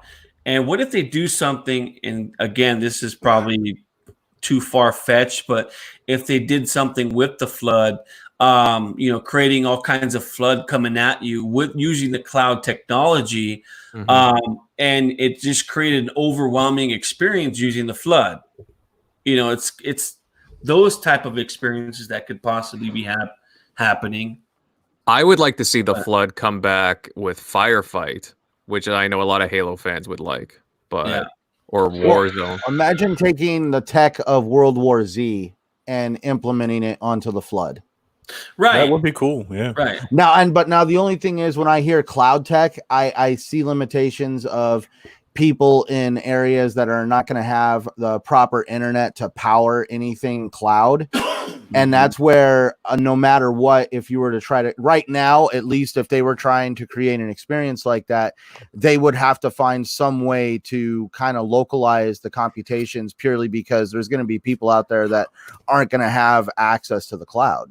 Right. But I was bringing it as an example. That's what I think it would be awesome if they used like a technique like that, like World War Z used in creating some experiences that were just like that right there would be something everybody would be talking about if that kind of tech was in Halo 5. Like you're out there fighting the Covenant and then all of a sudden you just hear like just mass amounts of noise and then you just see that swarm starting to come over debris. I mean, that would definitely change the gameplay experience real quick.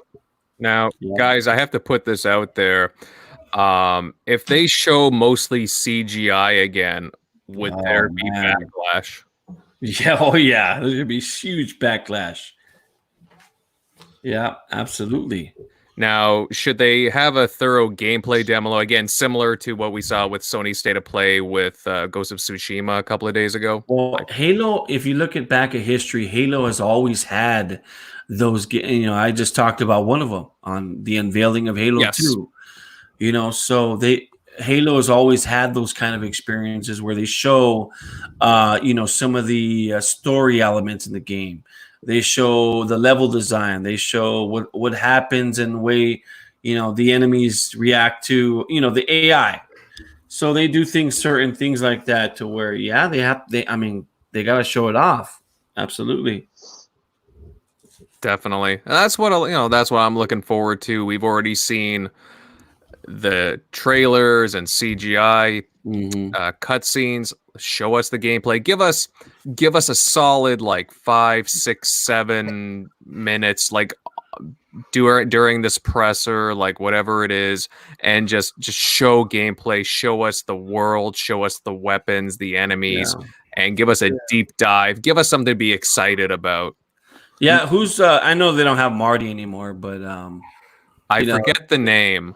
Yeah, Tim, who's doing the soundtrack for Halo Infinite? All I want, listen, this is what I want from Halo. If they could just show an 8K, non-filtered logo of Halo would freaking just hit the screen and then just 2 seconds of a song and then just shut off. I think that would be short but sweet, an 8K logo. Hey, should we break news on TXR and just let it out? No. Trying to talk about make a joke that you're not even. All right. No, I get. I'm just okay. So how about this as a quick question? No, they can just 1 second, Centauri. No, you're fine. They have to show gameplay, and I think obviously they will show gameplay. I remember being in the theater with Jeremy right next to me. We were watching Halo 5, and at the time it really showed well. But we got to see a guy holding a controller or somebody and just showing the game. Well, let's get at it at this point. Where the hell was I at when you guys saw Halo 5? Oh, I didn't get in, right? Wasn't it a lottery or something? No, that was. Or was that years? That was 2015. Okay, all right. I was getting ready to Fastback. I can tell you who's making the soundtrack for. Just take a wild guess, though. I'm not gonna say it. So my question is though, on this whole situation, we see some of the changes that Microsoft has made to the Gears of War multiplayer. Do you see them messing with the formula at all of the Halo multiplayer formula? They are talking about they're bringing back split screen though, right? You're gonna have split screen with Halo Infinite, if I'm not mistaken, right? Well, I'm talking about the modes. I'm talking about stuff that they're gonna do to try to get the community excited for Halo multiplayer. I'm hearing something that's going to blow people's minds, and I'm not going to go into it. I'm not going to say it, but I think that your question is answered with an emphatic yes. They are doing something majorly different with the multiplayer. Well, for starters, they have to create these they have to bring back these memorable maps. Yeah, I mean, this is gone. There's no personality to these multi. Who cares about the gameplay? I mean, these multiplayer maps were so tight that it enhanced the gameplay. You know, so Beaver Creek needs to come back. You know, some of these other well-known Halo maps. Beaver Creek's in there, Jeremy. If I don't, no, you know what I mean. They need to get these maps correct. Well, the thing is, there's a few things they need to touch up on that they really missed the mark on in Halo 5 Guardians. For example, a focused campaign. The campaign I see, the multiplayer I don't see where the complaints are coming from. No, the multiplayer was very good. Really, Megatron? I've been playing it. The multiplayer was very good. I've been playing as of late, you know, like I said, with Don and K Mega, and we've been having a blast, man. And this is Halo 5. All right. Now you see more people playing 1 and 2 multiplayer maps on and then on 5. I'll just leave it at that. I'm not taking account. I'm just it's not that there's not things that were good in the Halo 5 multiplayer. It's just that the things that are good are overshadowed by the things that we can nitpick and they need to change. For example, even the Rex weren't exactly a great addition. People miss just being able to earn, like, for example, different badges, different armor. The armor that they did have, for example, just did not look very good. It looked more like Crisis than actually like a Halo kind of armor, and just different things like that. The maps themselves, maybe a couple of them were okay, but none of them were really that memorable. And then you look at the complete package too. Like, for example, there was a major mode missing, Forge, right off the bat. That was about a month and a half away, and it took a little while to get the content going. So and they were. Go ahead. I know we're in a new generation now, but you look at some of the greatest multiplayer games of all time. They have the most iconic maps. You look at Counter-Strike, which people still play crazy. I mean, their multiplayer maps, Dust 2, Aztec. I can't think of the other ones, but anyway, those multiplayer maps are just famous. I mean, they go down in like the world history record books in gaming, in the Guinness book.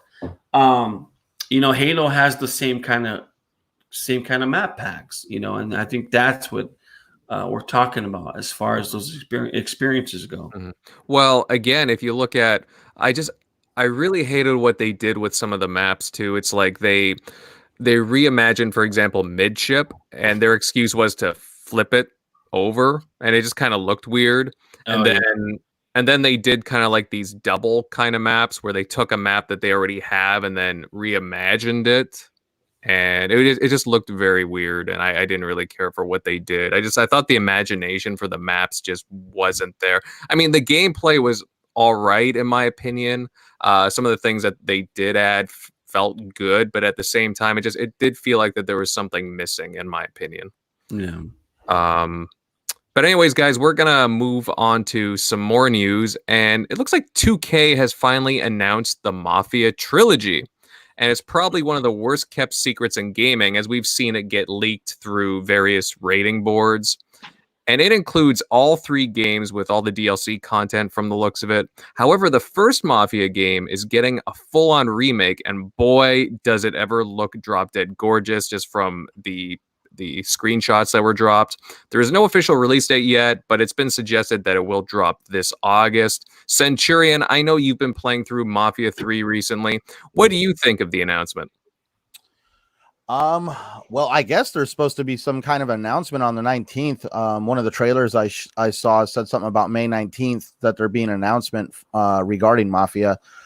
But actually just recently playing Mafia 3, the fact that they're actually remastering that game, boy, where do I start? I really hope they kind of iron out some of the bugs that were in that game. But it was a very good game. The story was there. 2K has definitely got they do a good job of creating a story that makes you want to know kind of more. They want you to progress through the game. And I haven't played the other Mafia games. I've only played Mafia 3, and this actually has me excited because now I can go out and actually play them. And I have seen the screenshots you're talking about where they compare the PS2 version of Mafia to what you're getting now. And I mean, holy cow, that's up there with these screenshots are gorgeous. That's like up there with rebuilding Resident Evil. So you're playing 3. Does it look better than 3 so far? I mean, it's still shot, of course, but what do you think? Like, oh, I think it looks cleaner than Mafia 3. Like if you want me actually, it's kind of funny. While I was playing Mafia 3, Dealer Gaming and I were in a party chat one night playing that game. And I was playing, he was playing something else, but we were talking about how actually we were the game looked kind of washed out and like a lot of the color palette was very faded. So definitely hoping in the remake of Mafia 3, they'll be able to finally put some more color in there, hopefully some actual HDR, because I don't even think, do you guys know if that game was even Xbox One and X enhanced? I have no clue. Not off the top of my head. I don't think so. Yeah, so no, I don't think so. But I really like actually it was 1800p. 1800p, yeah. The downfall though, at least for me when it comes to Mafia, is there was a lot of bugs in Mafia 3. Mm-hmm. So I really hope that excuse the way I'm about to say it. I really hope that this Mafia remake or the whole trilogy itself is definitely a much more polished product. And definitely it's got me curious also at the same time on like what's going on with 2K, because 2K obviously does a lot of stuff, and now does this mean they're working on Mafia 4 and kind of like what kind of story are they going to go with now? And I actually enjoyed Mafia 3 on how they actually tackled like the late 60s, like Martin Luther King had just recently been assassinated. Same with JFK. There was a lot going on in the world. The Vietnam War that was talked a lot about. Like it was really interesting how they tried to bring a lot of what was going on in the world at that time, just so that way it helped shape the actual story of the game. I gotta play this, man. It sounds like, I mean, I've heard a lot of great things about it, like in that to capture that time period. I've heard that they did a hell of a job. Oh yeah, they did a really good job. Yeah, definitely. Yeah, Mafia 3 was generally like, it was seen as falling kind of below expectations. I mean, while it did look good in a lot of respects and it did pay a good tribute to the time period, Mafia games usually do that. They do a good they do a good job at setting the eras up. Now it was a different studio tackling it. Hangar 13. I think it was 2K Czech that it did Mafia 2, for example, but Hangar 13, they took a different route with the story wise, and like you said, the game was bug ridden and so on. But I really enjoyed Mafia 3. Oh, I enjoyed it, but some of the bugs were hilarious, dude. Like, I don't know about you, but I mean like cars exploding for no reason. The minute all four wheels of your car would lose contact with the ground, the gravity of the gravity physics of the game would just go freaking asininely out of control, and your car would get some airtime, that's for sure. It's just weird stuff. No bugs that are like, like cause you to lose your save. No, I don't want to say nothing like that. They actually have a decent checkpoint system, but there was a few times where I had to reload something because a door wouldn't open or something silly like that. Okay. Yeah, it looked like when I see this announcement as a trilogy, I mean, I'm looking forward to playing it. I loved Mafia 2, for example. I could easily replay that. A lot of people forget that Mafia 2, while it didn't have like the action as to what a GTA would, there was no load screens in it. Absolutely none. Like everything just kind of loaded naturally. Like there wasn't any of this jagged kind of loading in the game. Everything flowed naturally. With Mafia 3, you could be hauling ass, and sometimes the game would actually come to a freezing halt. And this is playing on an Xbox One X. The game would actually come to a freezing halt, and you would sit there and have to wait anywhere from 3 to 5 seconds for it to actually load the game. Oof. See, that I didn't know. That's pretty rough. I mean, looking forward to the next gen with the SSDs, and I can't wait for just the worlds to pop in a lot more instantaneously than what we're used to. But I'm looking forward to playing this, guys. Like for the Mafia 1 remake, and is anyone else here looking forward to picking it up? I'm going to pick it up, but I'm going to really catch the sale because the backlog is tremendous as always. And it'll be another game that I want to buy. Can't wait to play, like Mafia 3. That came out when? 2017? 16. I had it since then. I know you got kids, Megatron. Don't play that game around the kids. Oh, definitely I won't. Because I mean, like, dude, no, there's a massive disclaimer on the front of that game that it's like, do you want to turn off language? Yes or no? And if you say no, then the disclaimer pops up saying, hey, it was a rough world back then and all this other stuff. And there was a lot of racist and downright wrong language used back then. And we wanted it to be historically accurate. So you've been warned. I got you. I feel you. I'll eventually get to it. But like I said, I'll probably catch this game like on a sale or whatever. I do want to play it. I'm compulsive. I want to just buy everything when it comes out. For the most part, Game Pass as of late has saved my ass because I just buy stuff and I want to play it. Just don't have the time to play it. Like as I said, I've been working for weeks nonstop now, and I just had no time to play any damn thing. But I do want it for sure. But so I'll pick it up just when it's on sale. I'm looking forward to the Minecraft dungeons. I don't know about you guys next week. Oh, definitely. Yeah. I wait for that, bro. That's it. Yeah, we'll definitely be talking about that at some point soon. I forget. 23rd? No. Either 24th or something like that. I think I'm going to have to take off of work. I think I need to schedule off for that too because for that game in particular, I'm definitely going to be taking. It's coming out on the 26th. And I'm not going to play with you because you'll just fall asleep. I mean, I'm not going to play with you. Well, that's why I'm taking. It comes out when it's a Tuesday, yeah. Yeah, no, it looks good. Definitely looks good. Shock, before we move on, have you ever played any of the Mafia games?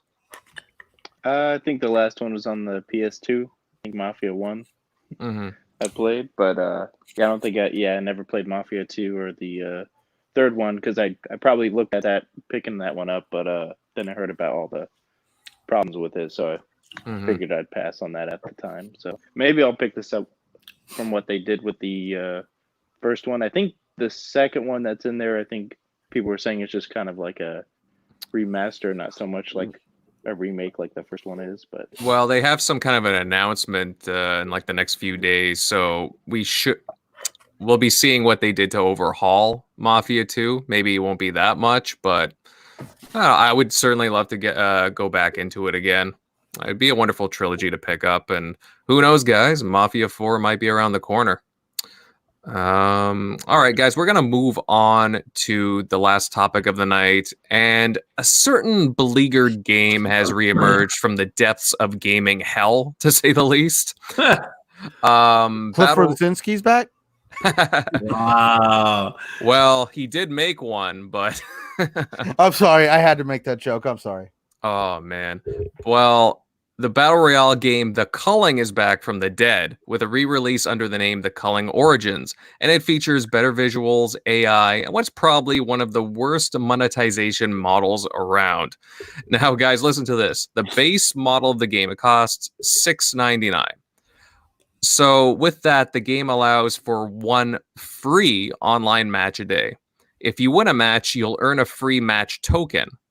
If you want to play more, you'll have to buy either token packs or a larger online pass. Now, Megatron, I want to get your opinion on this, but I know you haven't had a lot of time to delve into this.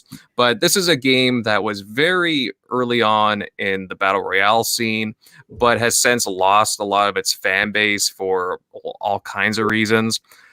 To you, is it like a cash grab from the developer, just putting it out there like this? That's what it sounds like. I've never even heard of the culling before. So if people want to go out there and invest their money in this thing, why are you laughing, Jeremy? I remember fucking Tim, dude, 2 years ago, he was hyping up that game at E3. I was like, you're fucking full of shit, dude. I probably do, at that time, at that time, but like, this is something that's like in one ear, out the other. If you want to spend your hard-earned money on a game like this, when there's other probably better options, hey man, be my guest. I'm curious to see what the numbers are going to be like, and I hope they're low, because if anything, I don't want anybody else to have an idea of this. Sounds like a joke to me. Sounds like you're going to be spending money to play something that you can waste your money on. Well, we should call it the culling cap, and then you'll spend lots of money if it was called the culling cap on it. So I get to see how it went in the boardroom over at the developers at the Culling. Be like, guys, we brought in some outside help to help us get this going. Meet so-and-so from EA and meet so-and-so from Activision. They're here to give us some insight on what we could do for monetization. So just to give you a heads up, Zencharon, there is no board game in the boardroom in the Culling, because this is a low budget game, buddy. Okay, so they all met out in the parking lot. Yeah, exactly. Okay, sorry. No, actually, they probably all met at a McDonald's. Well, no, actually, possible.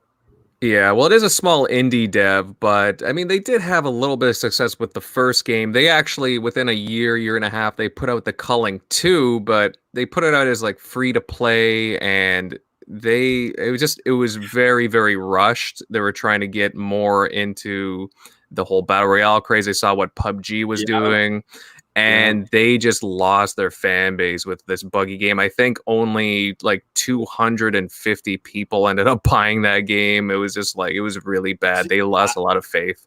This is the first time I've heard of it. When you put out the topics, Invader, I had to click on this link because I was like, what is this game and what fiasco have they created? I thought he was mad. He was like, yo, you can have this one. I'm like, yeah, what did I do? Did I piss him off last week? Here, you get this one. Short straw, Megatron. Invader, in fact, why is this even a fucking topic? Jesus Christ. But I can kind of see though. No, actually, I think it's an awesome topic. It's not a bad topic. Is this like, when it comes to gaming, you don't want it to be the way of things. You don't want this to be it. I don't want any developer to get the idea to say for 99 cents I get to play 3 matches per day, or I pay another, or I continue to pay over and over again. I mean, if this becomes a thing, and people catch on to it, there's going to be people living on the streets just working to get that next match. Well, again, guys, this is a game that is only out for Xbox right now, but it is going to go to PC eventually. But it's sad. Hey, bro, when are you going to hook me up with those tokens, G? Oh my God, we're all meeting on back alleys. Hey, you got those tokens? I'm sorry, Shock. Were you going to say something? I was going to say, no one's playing that. Yeah, thank you, Shock. Yeah, but see, that's where it's used. Like, there's so many better alternatives that don't charge you. Right, but that's where it's actually a great topic, because it's good to see that obviously the fans have spoken and the economy has spoken, and it says, get that crap out of here. You are gonna have a product that's gonna be a flop for sure. You want to buy that roll of toilet paper? Or you want to buy that couple of games of color? You got to. Well, that's the thing. Sorry, there's no TP. I had to buy some tokens. What nerve does the developer have putting this out right now when they know that things are kind of dire, not just in one area of the world, but like all around the world. And it just seems like it's a make or break move from a developer, Thanks for bringing that up again, Invader. Impeccable timing, right? Yes. No problem. But this just seems like a move from a very cash-strapped dev, and it could explain the model in a lot of ways, to be honest. Yeah, it's a very Canadian move, to be honest, Invader. The comment section on this thing. Let me read the comment section. What are they saying? Marco quit because of you. Rang quit because of you. They're saying it's like they have no idea Fortnite even exists. Poor sods, I guess. It's true. Mm-hmm. Like Fortnite is a monolith, and you look at what they've been doing just with free to play. You look at a whole bunch of free to plays, and you think they would have learned something from this to compete with this. This is one of the worst monetizations around. And comment section. This is one of the I'm quoting people here now, not me, just to each his own, but this is one of the stupidest things I've ever heard of in my 30 plus years of gaming. He's got 16 likes. It just goes on and on and on. They're kind of beating it up pretty. I mean, I guess rightfully so. I mean, you've been gaming for as long as we have. It doesn't make any sense, but I'm curious to see what numbers they're going to pull. That being said, go out and buy Culling Origins, and we're gonna have a TXR party night. We can do. No, better. I got an idea. No, wait a minute. Why don't we we'll do giveaways? Downer. Hey, why don't we just start giving out copies of the Culling?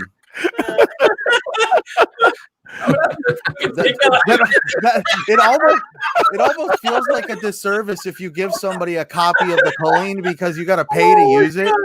Guarantee that subscribe. Take out a fucking loan to play this game.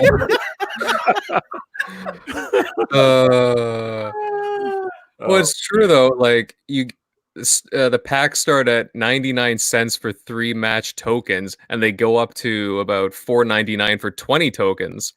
But alternatively, you can choose to purchase 7 days of unlimited access for $1.99 or 30 days for $5.99.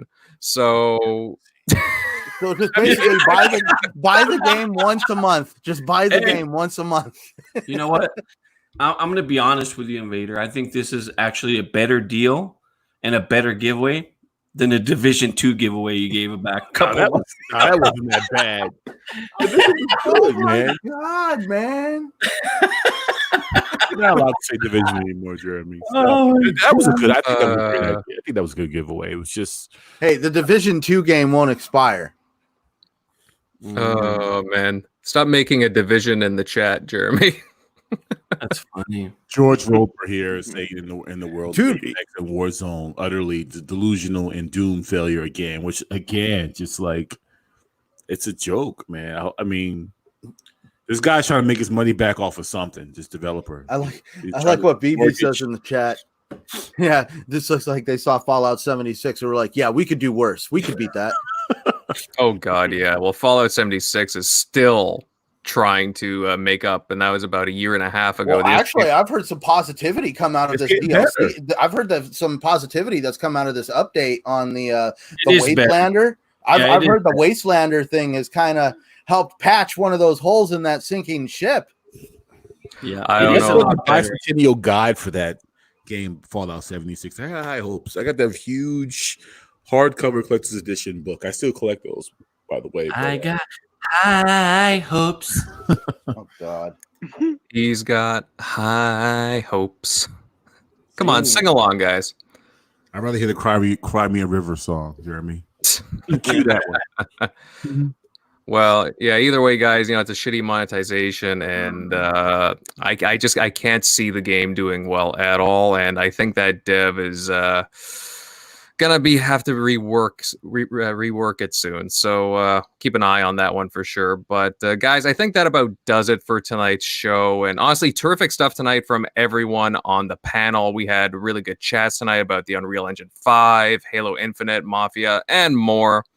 And I have to give a big shout out to the lively chat that's been going on tonight. Wicked people such as we got Diego here as usual, Mike from NLG Gaming, BB, you've been with us from the beginning. Thanks, bud. Infinite. Hey, is Wicked a Canadian thing? Because you say it like every pod. I just want to get clarification.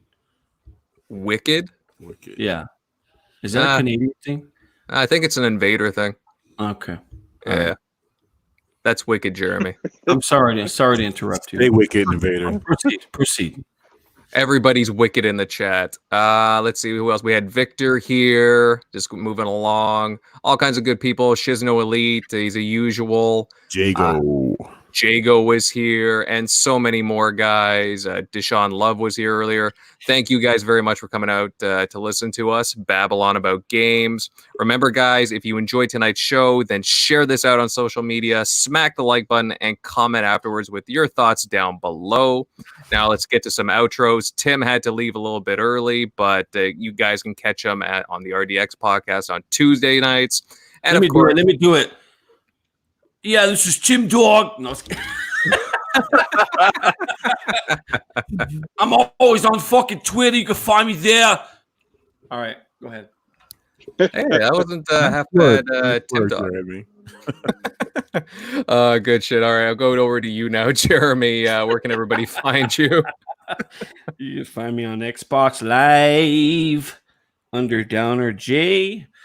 You'd also find me on Twitter. My handle is Lone Master Who space. Actually, there's no spaces in Twitter. It's Lone Master Who 07. Boom. Fantastic. Megatron, you're up next, bud. Where can everybody find you at? Hey, you can find me on Twitter, man. Megatron _1975. Hit me up on Xbox Live. My camera tag is Megatron1, and even on Mixer. Every so often, I'll do some streaming. So again, my Mixer tag is Megatron1, same as my camera tag. Yep, fun shows, fun hanging out with you guys tonight. Definitely, brother. Shock Bud, you're up next. Where can everybody find you? Yeah, at Shock Nero on Twitter, Easy Shock on Xbox Live. But yeah, great show. Good stuff. Short and sweet. Centurion Bud, you're on deck. Where can everybody find you at? Well, for those interested, you can always find me on Twitter, YouTube, and Xbox Live at Centurion1307. I also do the Shop Podcast on Saturdays and TXR Podcast right here with you guys every Sunday night. And do you guys care if I shout out what show I'm going to be guesting on this week? Go. I want to hear so I can listen in. I'm going to be kicking it with Wilmy Hood and the Fort Crew over there on Gaming Outside the Box this Wednesday at 8 p.m. Eastern. Nice. I have no idea. I've never listened to him, so I can tell you. Wilmy Hood, I will definitely say Wilmy Hood's show is for the adults. That definitely, but it's definitely awesome. I mean, like, he's a really awesome guy, great community member. I don't know if do you know UK Dazarus? Yeah. Okay, so regretfully, he had a medical issue. He had a stroke. Obviously, he's home now. But he does have basically Wilmy Hood mailed him an adaptive controller all the way from here in the States to the UK, so that way Dazarus can continue playing games. Wilmy Hood is actually a very awesome guy in the community, and his generosity is unmatched if you actually see what he does for some of the people in the community. That is awesome, man. That is awesome. I'm looking forward to that show. I'll listen in. Hey, Shock, you got a question? What is that logo? Oh yeah, I saw that. It's called a walking, or I can't even say right. Walking rotor. It's on Sega Saturn. Sega Saturn, yeah. All right. Yeah, I have a link on it on my. I think I have it pinned on my Twitter page. If you want to know more about it. All right, yeah, definitely take a look at that fastback. Let me shout out real quick Jago and the Retro Renegades. They invited me on that show with Cognito. I think it was either this week or the last week prior. It's a blur to me because I've been working so much and I missed it. But yeah, thanks again for that, guys. And hopefully, if I can finally get some time like a normal person, I would love to join you guys. Yeah, no, Retro Renegades is an awesome crew, to say the least. J-Dubs, Supersonic Station, and a few other guys. Great show. Really chill. Definitely check them out when you get the chance. Guys, all right, I'm Invader. You guys can find me on my YouTube channel, Invader Gaming, and of course on Twitter, which I'm pretty active on, at Invader_1986. Everyone, thanks for those of you who tuned in, and we look forward to seeing you next weekend. Take it easy, fellas. Peace. Later. Like.